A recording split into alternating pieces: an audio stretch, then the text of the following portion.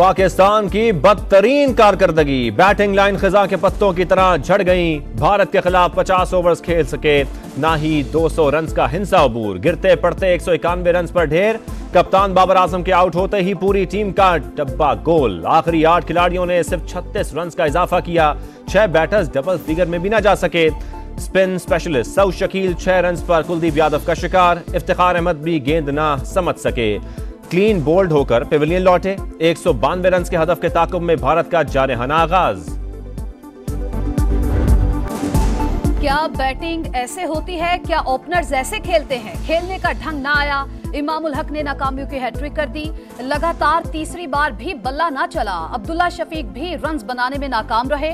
मोहम्मद नवाज और शादाब खान भी फ्लॉप। नवाज 4 और शादाब खान 2 रन्स पर मैदान छोड़ गए। हसन अली ने 12 और हारिस रऊफ ने 2 रन्स बनाए।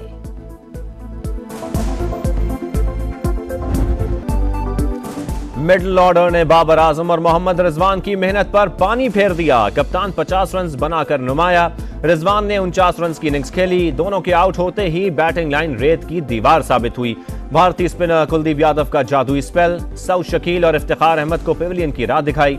जसप्रीत बुमराह, मोहम्मद सिराज, जडेजा और पांड्या की भी 2-2 विकेटें। जिस दिन चलने की बारी आती है उस दिन इनके क्या हो जाते हैं। इनसे सीधी सीधी बालें नहीं टच हो रही। मैं कह रहा हूँ गली से 4 बच्चे ले जाते, उनको खिला लेते, इनसे बैटर खेल लेते। हमारा जो सबसे बड़ा ख्वाहिश था वो ये था कि इंडिया को हम इंडिया की सरजमीन पर हराए, लेकिन मुश्किल लग रहा है कि हम उसको हराए। ओपनिंग थी ना वो आज थोड़ी सी सही है, लेकिन मिडल ऑर्डर इनका जो है ना पहले भी एक्सपोज होता रहा, आज भी इंतहाई देखें कितनी बुरी तरीन एक्सपोज हुआ है। दिल तो बहुत टूटा हुआ है।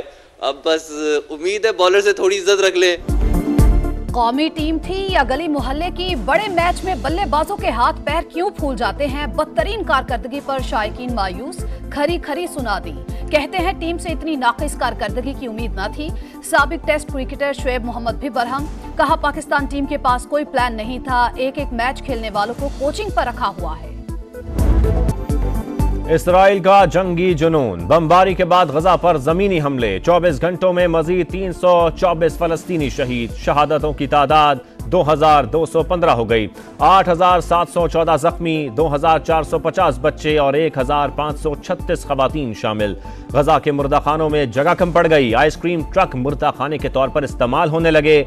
सहूनी फोर्सेस की मगरबी किनारे में भी फलस्तीनी बस्तियों पर चढ़ाई। दर्जनों फलस्तीनी गिरफ्तार। हमास का खून के आखिरी कतरे तक लड़ने का आज़म। एक बार फिर इसराइल में घुस गए। खान यूनिस के सरहद अबूर करके हमला। 3 गाड़ियां तबाह कर दी।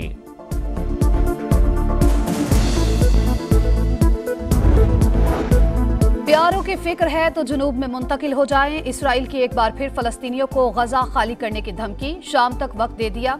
फलस्तीनियों की नकल मकानी जारी। अपने घर छोड़ने पर मजबूर। सेहूनी फोर्सेस की जानिब से गजा में खौफ का माहौल। अद्वियात, खुराक, पानी, बिजली और ईंधन की किल्लत। गजा में इंसानी अलमिया। अक़वाम मुत्तहिदा का इसराइल से गजा का मुहासरा खत्म करने और इंसानी इमदाद फराहम करने का मुतालबा।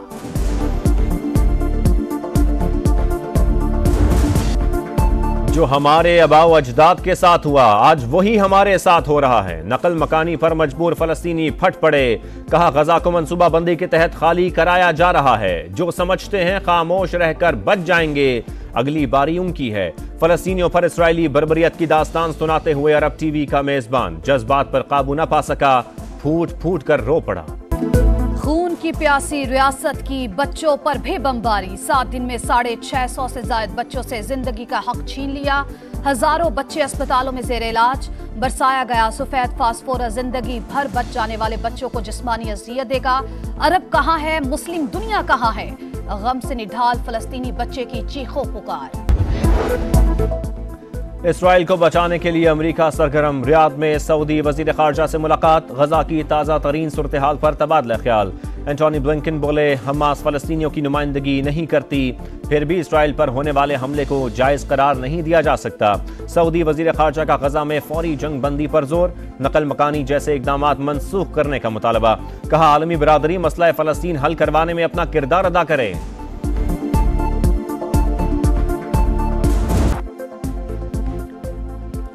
पाकिस्तान की बदतरीन कारकर्दगी, बैटिंग लाइन खिजा के पत्तों की तरह झड़ गई। भारत के खिलाफ 50 ओवर्स खेल सके, ना ही 200 रन का हिंसा अबूर। गिरते पड़ते 191 रन पर ढेर। कप्तान बाबर आजम के आउट होते ही पूरी टीम का डब्बा गोल। आखिरी 8 खिलाड़ियों ने सिर्फ 36 रन का इजाफा किया। 6 बैटर्स डबल फिगर में भी ना जा सके। Spin specialist Saud Shakeel 6 run पर कुलदीप यादव का शिकार। इफ्तिखार अहमद भी गेंद ना समझ सके। क्लीन बोल्ड होकर पेविलियन लौटे। 192 रन के हदफ के ताकुब में भारत का जारहाना आगाज।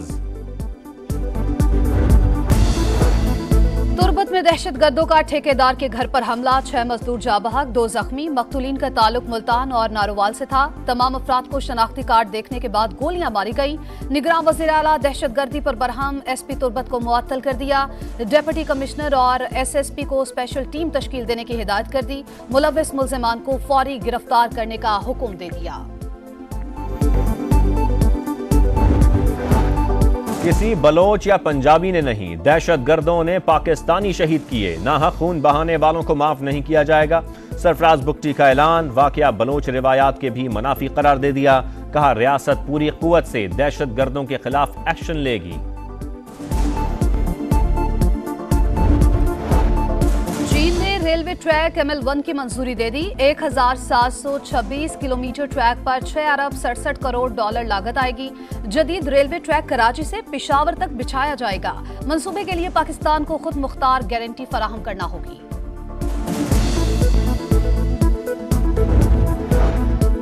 दावों के बावजूद सिंध पुलिस कच्चे के डाकुओं पर काबू पाने में नाकाम। शिकारपुर से ताजिर समेत मजीद 3 अफराद अगवा, रिहाई के लिए ताबान तलब। निगरान वजीर आला के अल्टीमेटम के बावजूद 3 रोज कबल अगवा होने वाले SHO और 5 एहलकार ताहाल बाजियाब न हो सके।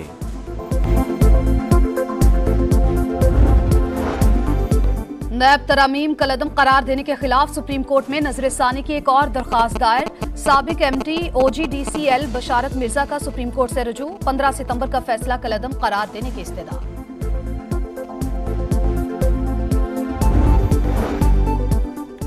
पोर्शंस के खिलाफ कार्रवाई का हुक्म दिया तो कराची में तबाही मच जाएगी। शहर का हर दूसरा घर तोड़ दिया जाएगा। अगर मैं अपने प्लॉट पर 3 मंजिला इमारत बना लेता हूं तो कैसे रोक सकते हैं? गैर कानूनी तामीरात से मुताल्लिक केस में सिंध हाई कोर्ट के रिमार्क्स। SBCA से मुतल्लिका कवानीन तलब कर लिए।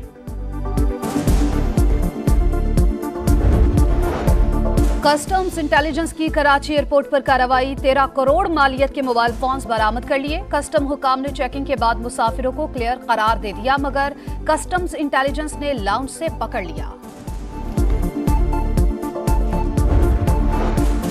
आलमी मंडी में सोने की कीमत में बड़ा इजाफा। फी औंस दाम $46 बढ़कर $1938 हो गए। पाकिस्तान में भी सोना $4900 फी तोला महंगा, $9000 फी तोला हो गया।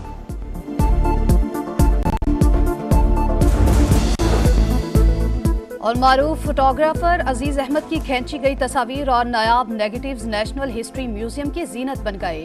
अजीज अहमद की 21 तस्वीर आज भी लंदन की ब्रिटिश लाइब्रेरी में आवेजा। अजीज अहमद को कायद आजम की तस्वीर बनाने का एजाज भी हासिल हुआ।